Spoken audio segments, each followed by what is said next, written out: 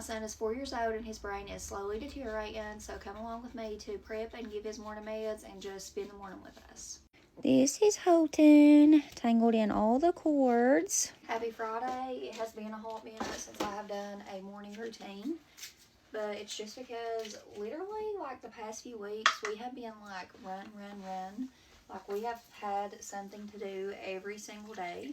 Today is just like the first morning that I'm not like in a hurry as soon as we wake up.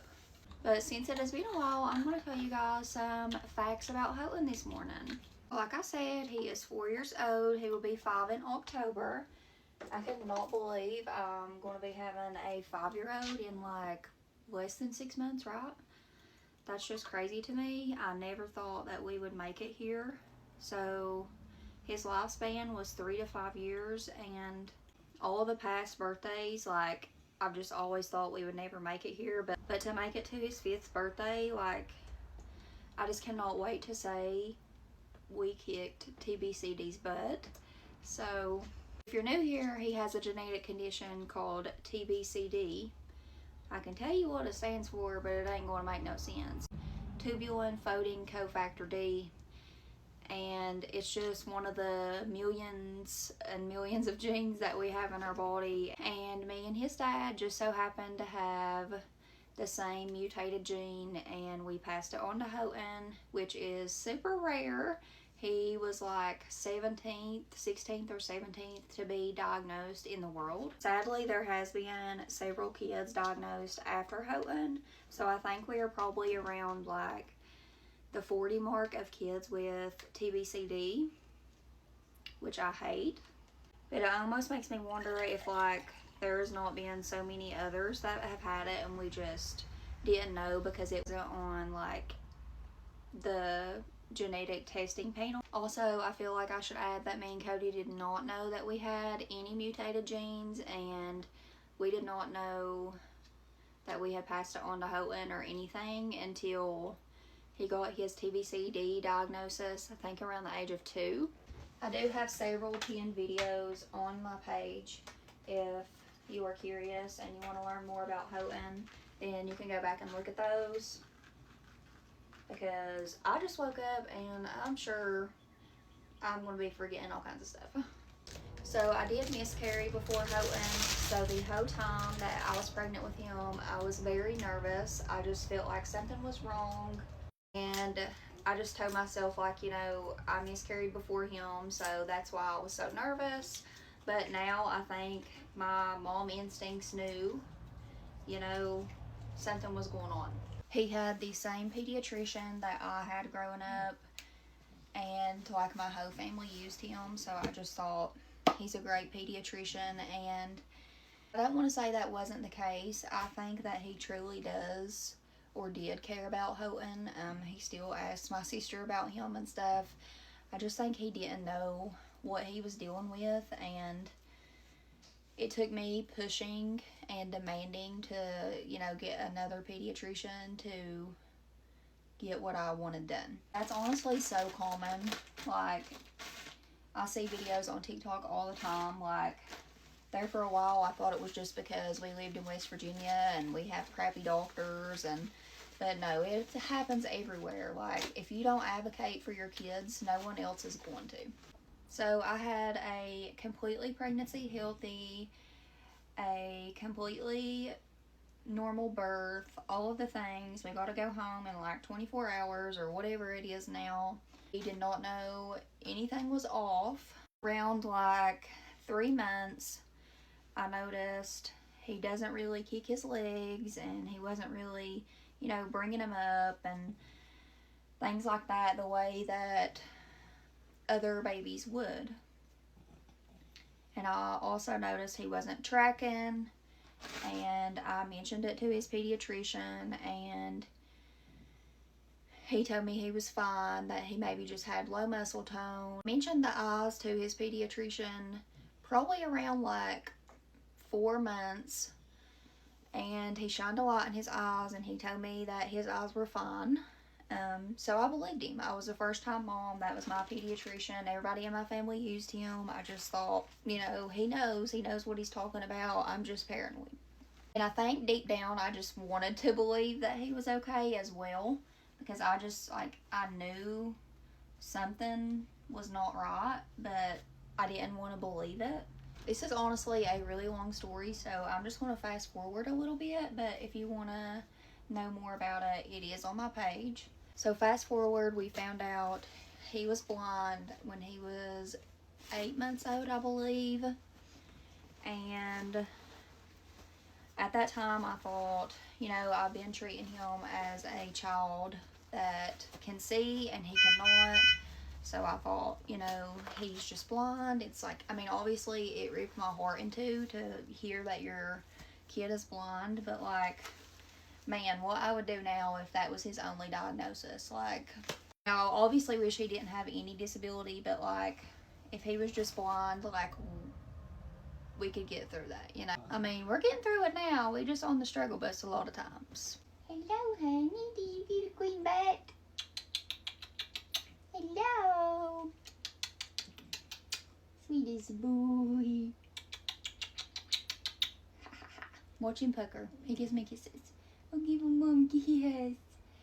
Thank you. Mwah. Got to weigh you down, okay? I got to give you medicine.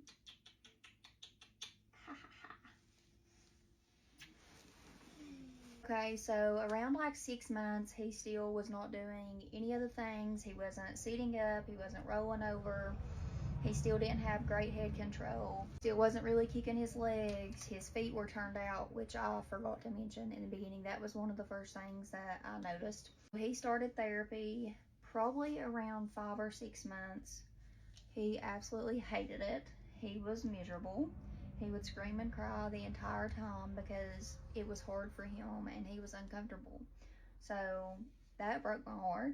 So then we had got the optic disc hypoplasia diagnosis around 8 months, which means he is blind. We kind of knew something else was going on, but no one really listened.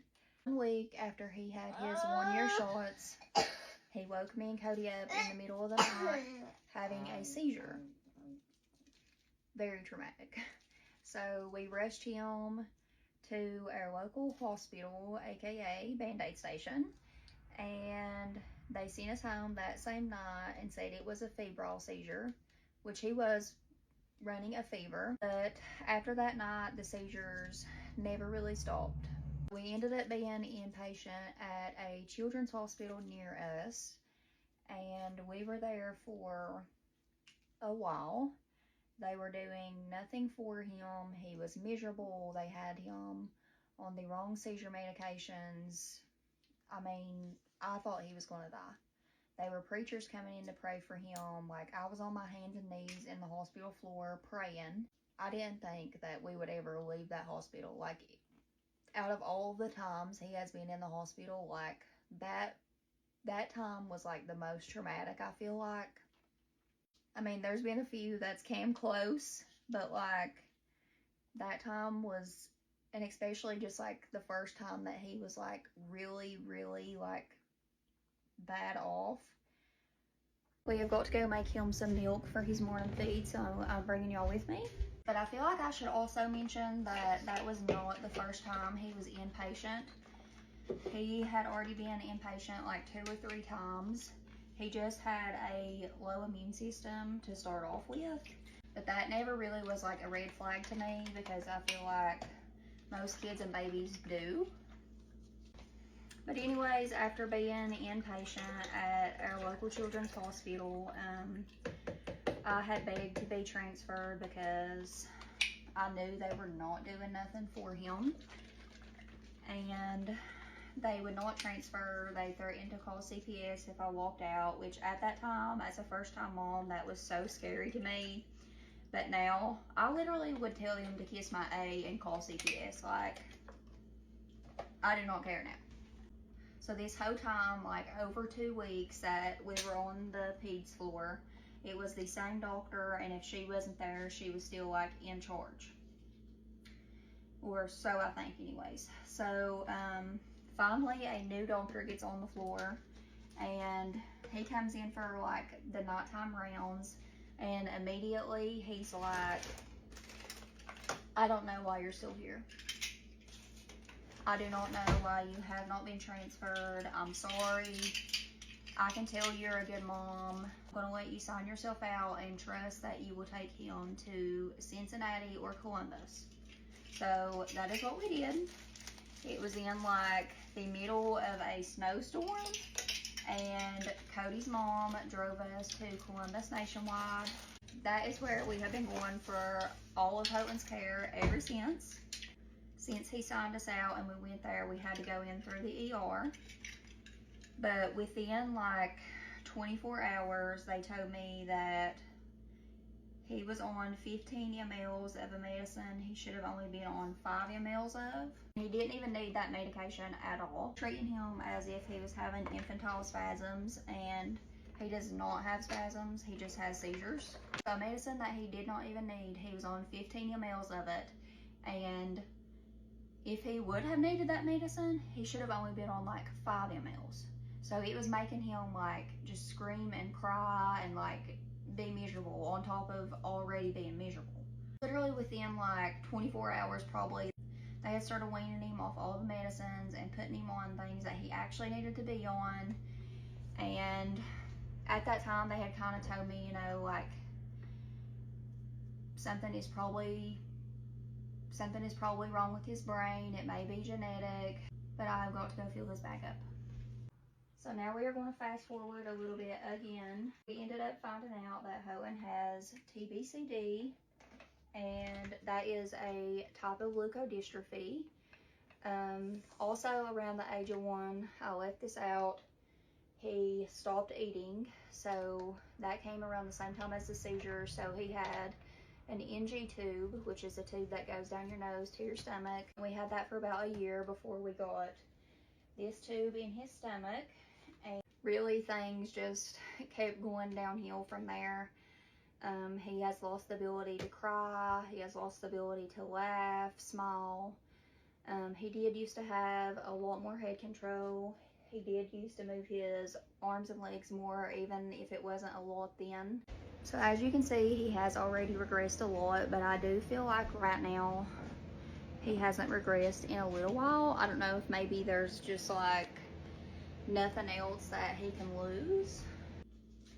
But I do feel like here recently, besides the pneumonia he had back in the winter, that he is pretty healthy. He started baseball about a month ago, and we have been loving that. We are working on getting an eye gaze for him. We just have so many good things in the works. He has started taking a few things by mouth. Really, like, our #1 issue right now is his epilepsy. He is on the ketogenic diet for that, and on 4 seizure medicines, and his seizures are still not controlled. I'm gonna go chill in the bay with him and drink my coffee, and then we're gonna have to get up and clean this house because Cody comes home from work today. But if you guys have any questions at all, please leave them in the comments. I love to tell people about Houghton, and I love to explain stuff about his condition, so please do not feel like you're being rude by asking a question, because I simply want you to. Also, I know that I have tons of you guys on here that have followed us for forever and love Houghton so much. So I need a favor from you guys. Yesterday, a little boy called Houghton disgusting, and that just like really broke my heart. I don't know that he hurt him because I barely did, but that's definitely what he said. But I just want you guys to comment something that you love about Houghton, and I'm going to read them to him. So, bye guys. Goodbye. This is actually a seizure, but it's so cute. So, hello. Oh, you okay? You coming back to me?